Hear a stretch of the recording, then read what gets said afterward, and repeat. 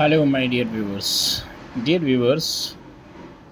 इस वीडियो में हम बात करेंगे बायोटेक्नोलॉजी के एक टॉपिक की जिसका नाम है BT cotton.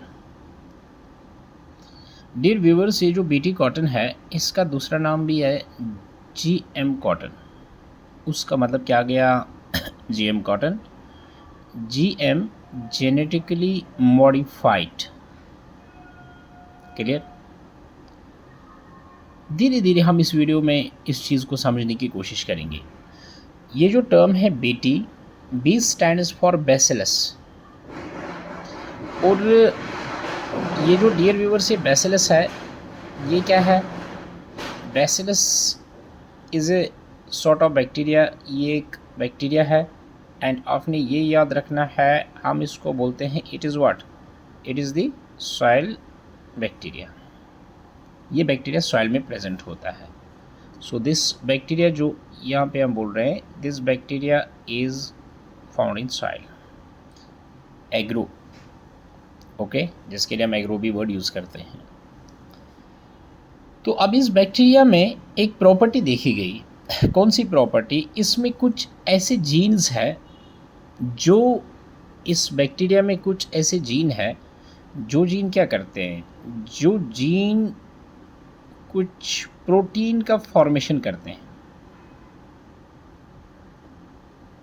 Jeans form the proteins here, and वो प्रोटीन्स जो है, वो proteins they are known as insecticidal proteins. मतलब those proteins kill the insects. कुछ ऐसे प्रोटीन बनाता है जो प्रोटीन इंसेक्ट को किल करते हैं। क्लियर? तो डियर प्रोटीन्स मतलब डियर व्यूवर्स, इसी चीज़ को जो है, इसी चीज़ को कि इस प्रॉपर्टी को कि ये कुछ प्रोटीन का फॉर्मेशन करता है एंड जो प्रोटीन इंसेक्ट्स को किल करते हैं। तो बायोटेक्नोलॉजिस्ट जो है, साइंटिस्ट जो है, उन्होंने इसी प्रॉपर्टी का जो है यहाँ पे, इसी प्रॉपर्टी को एक्सप्लॉइट किया, इसी प्रॉपर्टी का फ़ायदा उठाया। अब आइए फ़ायदा कैसे उठाया। बहुत सारे प्लांट्स, जिनमें एक प्लांट कॉटन है। इस कॉटन प्लांट में जो है, ये एनसीईआरटी की डायग्राम है इसी जैसे ऑलमोस्ट। तो कॉटन प्लांट में जो है डियर व्यूवर्स, कुछ इंसेक्ट्स लगते हैं।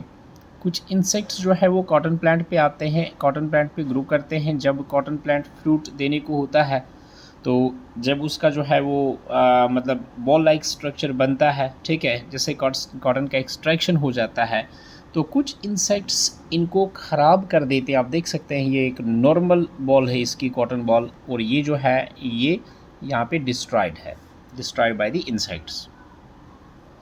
अब यहाँ पे ये इंसेक्ट से डिस्ट्रॉय हुआ है, ये वाला जो है it has been destroyed by the insects, this one.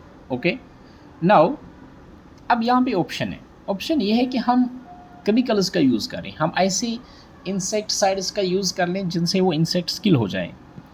तो उसमें दो तीन परेशानी है, दो तीन प्रॉब्लम है उसमें। कौन कौन सी? एक ये परेशानी है कि इंसेक्ट्स का हम यूज़ कर लें तो उससे मे बी प्लांट को भी कोई नुकसान हो सकता है, क्योंकि वो कोई स्पेसिफिक नहीं है, टारगेट स्पेसिफिक नहीं है, प्लांट को कुछ लॉस हो सकता है। दूसरा ये कि प्लांट जो है हमेशा उस इंसेक्टिसाइड पे डिपेंड रहेगा। तीसरा, वो इंसेक्टिसाइड मार्केट से लाना पड़ेगा तो वो काफ़ी महंगा भी होगा। उसमें और ज़्यादा जो है दिक्कत ये है कि अगर हमें कॉटन, जब हम कॉटन की बिक्री होगी, अगर हमें हम 100 रुपये में उसको जो है उसकी बिक्री करते हैं तो 50 का जो है इंसेक्टिसाइड मिलेगा। तो मतलब उतना जो है बेनिफिशियल केमिकल्स, यहाँ पे केमिकल्स का यूज़ करना जो है वो उतना बेनिफिशियल नहीं है। इसलिए होता क्या है, बायोटेक्नोलॉजिस्ट्स ने क्या चीज़ किया? बायोटेक्नोलॉजिस्ट्स ने इस बैक्टीरिया से इस जीन को आइसोलेट किया। ये जो बैसिलस है, बैसिलस से जीन को आइसोलेट किया। कौन सी जीन्स को आइसोलेट किया? उन जीन्स को आइसोलेट किया जो रिस्पॉन्सिबल है for the formation of insecticidal protein, जो इस प्रोटीन को बनाने के कैपेबल है। फिर यहाँ से बैक्टीरिया से बैसिलस का जीन जो है, इधर से जीन उठा के उस जीन को इंट्रोड्यूस किया, किसमें? उसको इंट्रोड्यूस किया इस कॉटन प्लांट में। इसलिए हम इसको बोलते हैं बायोटेक्नोलॉजी, यानी टेक्नोलॉजी और ऑर्गेनिज्म का क्या है? कम्बिनेशन है। तो इधर का जीन हम उठाए, ठीक, उसको हमने through different techniques gene gun बाकी बाकी चीज़ें होती हैं, तो उसकी हेल्प से जो है हमने उसको इंड्यूस किया और इंसर्ट किया, इंट्रोड्यूस किया किस में, कॉटन प्लांट में। तो जब वो कॉटन प्लांट में आ गया, अब वो कॉटन प्लांट में वो जीन क्या करेगा, वो प्रोटीन बनाएगा। तो प्रोटीन बनाने के बाद जब इस कॉटन पे ऐसे इंसेक्ट्स, फ्लाइज, मस्किटोज, ठीक है, यानी जो जो यहाँ पे ये बीमारी, कॉटन डिजीज़ जो है कॉटन में जो डिजीज़ क्रिएट करते थे, जो एज ए पैथोजन एक्ट करते थे या पेस्ट एक्ट करते थे, तो उस जीन के प्रोटीन, जब वो जीन प्रोटीन बनाएगा, जिसको हम क्राई प्रोटीन भी लिखते हैं, that is also written as cry protein. तो वो क्राई प्रोटीन जब ये इंसेक्ट खाएगा, चूँकि वो इंसेक्ट के गट में चला जाता है, इंसेक्ट के गट में अल्कलाइन पीएच होता है, इंसेक्ट के गट में अल्कलाइन पीएच होता है, तो वो प्रोटीन एक्टिवेट हो जाता है, एंड बिकॉज ऑफ दैट जो है दैट किल्स द इंसेक्ट, उसी इंसेक्ट किल हो जाता है। So for long life time, जो है ये क्या चीज़ करेगा, ये इसमें प्रोटेक्शन कर लेगा, कोई केमिकल लगाने की ज़रूरत नहीं है। इस तरह से जो है हम बोलते हैं कि बायोटेक्नोलॉजी हमें यहाँ पे हेल्प करती है to get the disease free plants.